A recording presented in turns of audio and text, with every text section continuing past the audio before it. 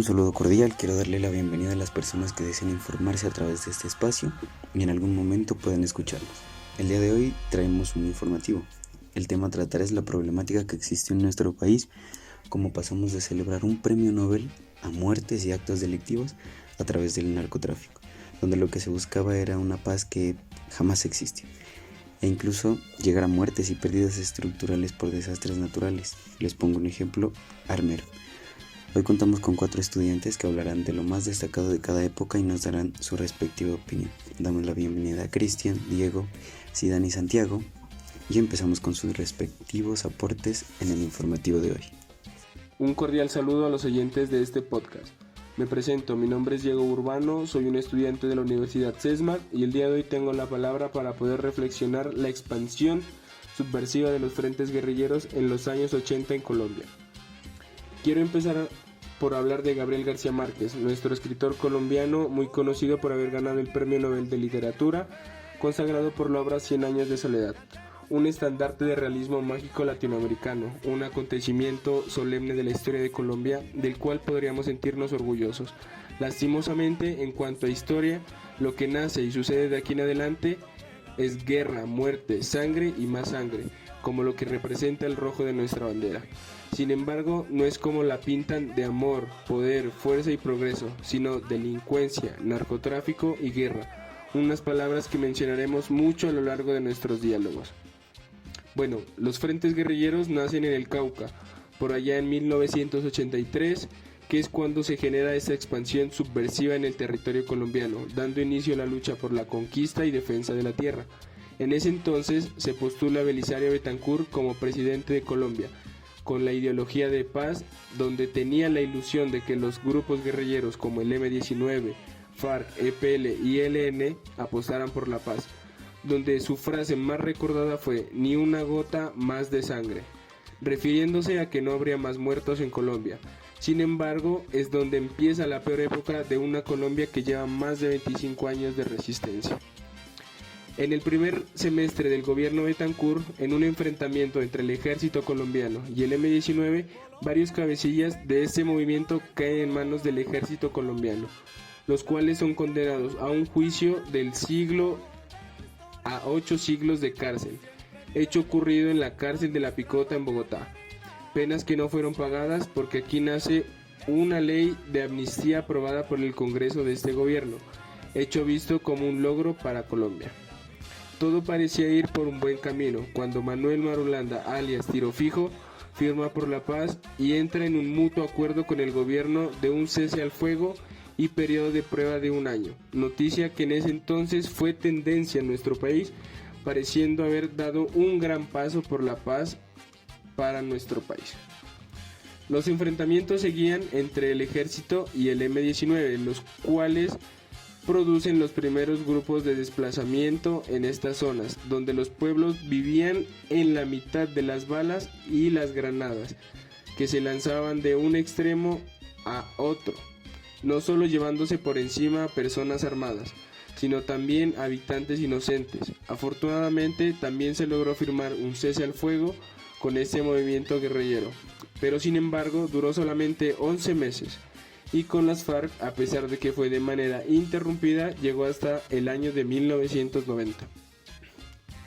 Aquí es cuando se fortalece el narcotráfico, empezando la distribución de marihuana, siendo la que genera más demanda de parte de los Estados Unidos, cultivada así en La Guajira. Con el tiempo, nace la preferencia por la cocaína y heroína, construyendo lo que conocidamente Colombia es, la mayor productora de cocaína. Aquí nace lo que conocemos como dealer, que es el que realiza el microtráfico en el país norteamericano. El jíbaro, que es el vendedor criollo de la droga en nuestro país. Y mayormente en el narcotráfico se conoce como mulas a las personas que arriesgaban a querer coronar los cargamentos de Colombia hacia los Estados Unidos, que incluso lo transportaban dentro de sus propios cuerpos, metiendo las cargas en preservativos y con aceite los digerían, cada preservativo lleno de cocaína. Un saludo cordial a todos los oyentes. Me presento, mi nombre es Cristian Felipe Arteaga, soy estudiante de la Universidad CESMAD y el día de hoy tengo la palabra para contextualizar lo que nos compete como país en cuanto a historia. Mi compañero antes mencionó la palabra narcotráfico, una palabra llena de historia en nuestro país, donde conoceremos todo lo que generó, la cantidad de plata que producía el narcotráfico y asimismo la cantidad de muertos que hubo gracias a esa avaricia de enriquecerse por medio de plata proveniente de este hecho como lo es el narcotráfico.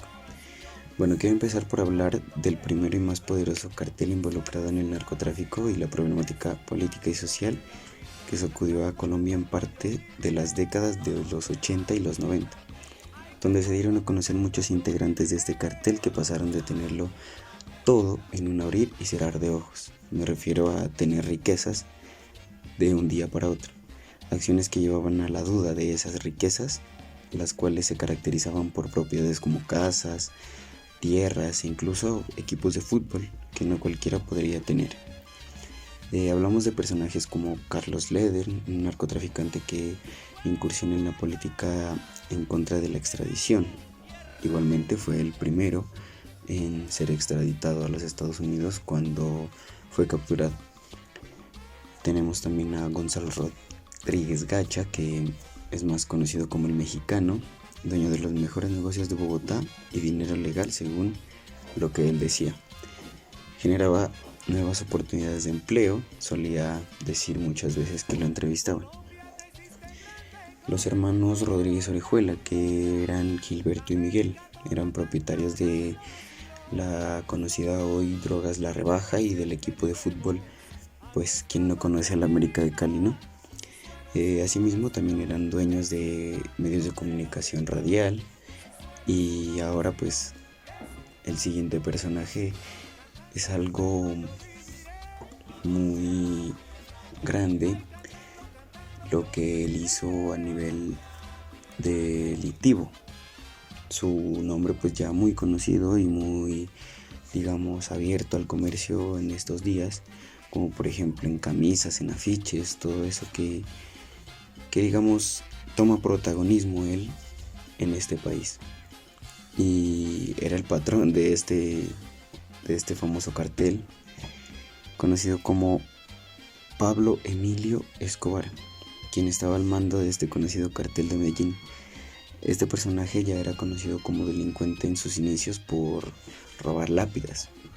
Además también era conocido por ser aficionado a los carros y pues asimismo participar en carreras de estos. Pues a medida que su riqueza fue creciendo, pues hizo actos voluntarios, digamos, por la comunidad pobre. Como él venía de allá abajo, digámoslo, él ayudó a estas personas, como la construcción del barrio que hoy en Medellín se conoce como Barrio Pablo Escobar, canchas de fútbol, y pues asimismo él se ganó la confianza de la gente pobre, que más adelante de este mismo grupo de gente saldría un grupo de delincuentes, sicarios conocidos por múltiples asesinatos a lo largo de su actividad delictiva en el país. Hablamos de un personaje que mató tanta gente y que generó tanto dinero que con su riqueza pudo darse el lujo de construir lo que él llamó como la Hacienda Nápoles, que pues me imagino que la mayoría de gente conoce, digamos, por imágenes o por historias del lugar. Es un terreno de 3.000 hectáreas en el Magdalena Medio, allá fue construido, donde tenía un zoológico. También tenía alrededor del zoológico una pista y cientos de carros de diferentes estilos. Lugar donde pues tenía una seguridad muy buena, porque digamos una riqueza de esas debe ser muy bien monitoreada, muy bien cuidada. Pues por esas razones era muy buena la seguridad. Muy desafiante en la entrada de esta hacienda. Él tenía una avioneta, la cual dicen que usó para coronar su primer cargamento de cocaína hacia las tierras norteamericanas. Bueno, para poder desenvolver el protagonismo de Pablo Escobar en la historia, cuando se infiltra en el Congreso es cuando se descubre la procedencia de sus riquezas. Y para esto pues quiero mencionar a un ministro que pues muy conocido por combatir lo que era la extradición para los narcotraficantes, Rodrigo Lara Bonilla, que en ese momento era el ministro de Justicia que quería luchar contra ese narcotráfico. el enemigo más grande de los narcotraficantes, que era la extradición a los Estados Unidos.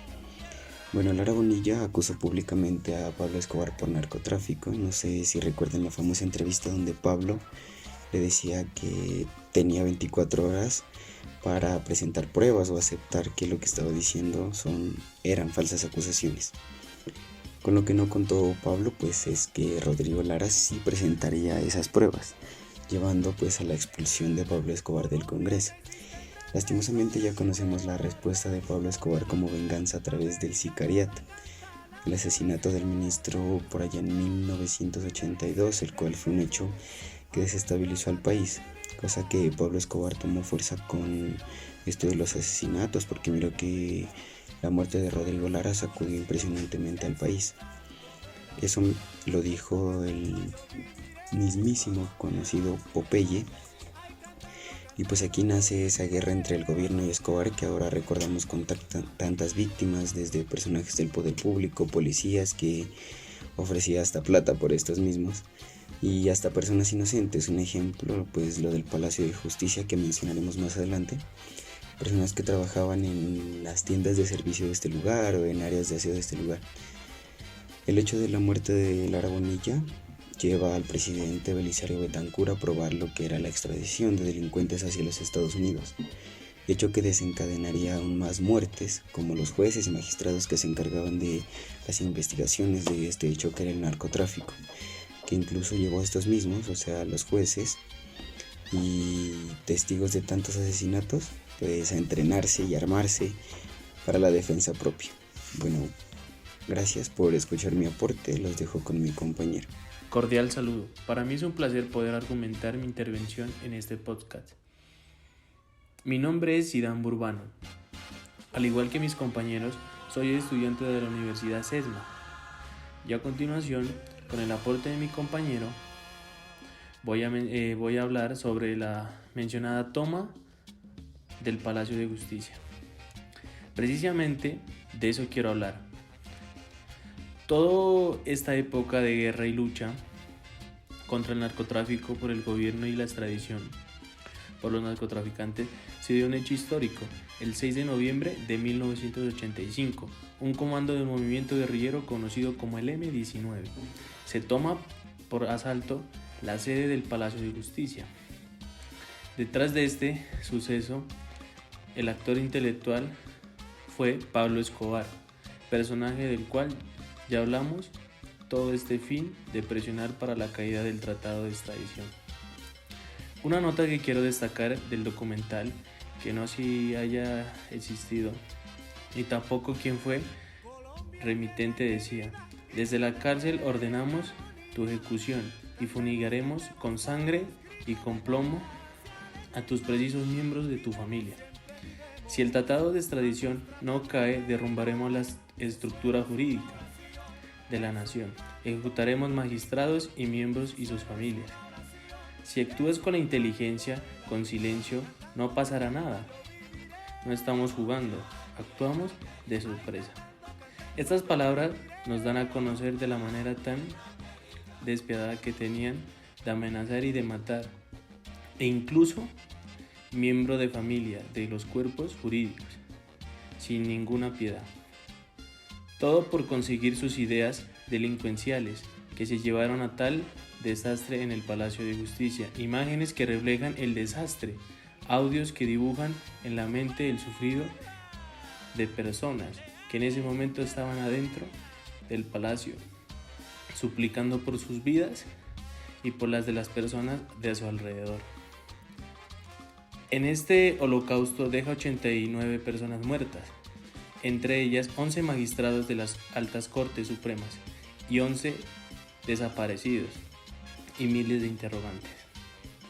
Varios miembros de las Fuerzas Armadas fueron procesados personalmente debido a las múltiples irregularidades que se realizaron durante la retoma, hecho que nos deja más que pensar todas las víctimas de este asalto del Palacio de Justicia, donde ni el Ejército Nacional pudo evitar y combatir, que dejó la vivencia de un infierno a través de las armas, las bombas y la sangre inocente derramada.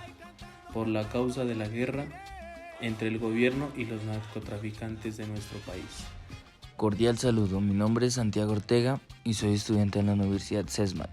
Dejemos a un lado la guerra, que es lo que más destaca en la historia de nuestro país, y hablemos de un hecho de la naturaleza que, a pesar de que no habla de tiroteos y bombas, sí habla de víctimas y muertes inocentes que impactó no solo a Colombia sino al mundo entero.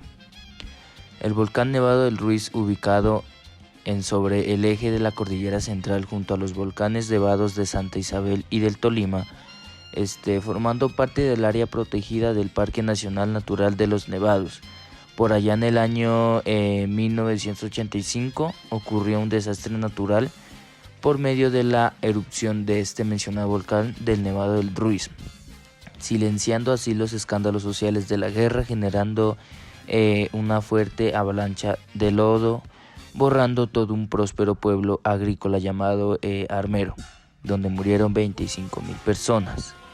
El volcán arrojó gases y materiales y aire atrapado caliente que derritieron un casco de nieve, produjeron una avalancha cargada de agua, piedras, escombros y lodo, que descendió incontenible por el cauce del río Lagunilla para finalizar donde existía Armero, llevándose así 4.200 viviendas, 20 puentes y acabando con las vías sin dejar nada útil. Es un hecho que pues es muy triste, que quedó pues para la historia de Colombia. Incluso han realizado una película sobre este acontecimiento. Nos dejó muchas imágenes y videos tristes, muertos llenos de lodo, personas sobrevivientes también llenos de lodo, con la tristeza de haber perdido a sus seres queridos.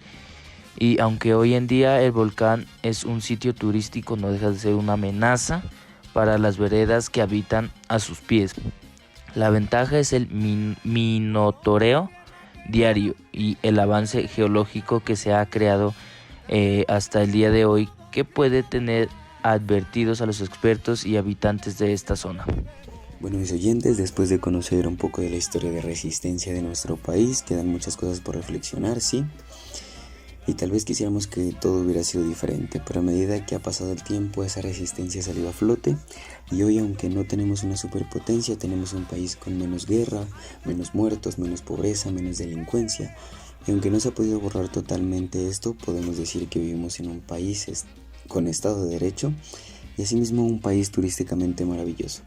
Gracias por escucharnos el día de hoy, ha sido un placer para nosotros trabajar en equipo y con el deseo de cada día aprender más. Hasta luego.